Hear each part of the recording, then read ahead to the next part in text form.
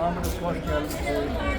Bugünlerin bu şad gününde, sevinçli gününde sizlerin için burada yanımda olduğunuz için hamınıza teşekkür ediyorum.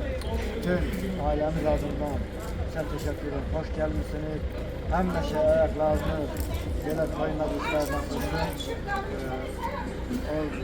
Reşadat Bey'i de tebrik ederim. Allah bu işten bize çok hayır versin. Xoşbəxtlik arzulayıram.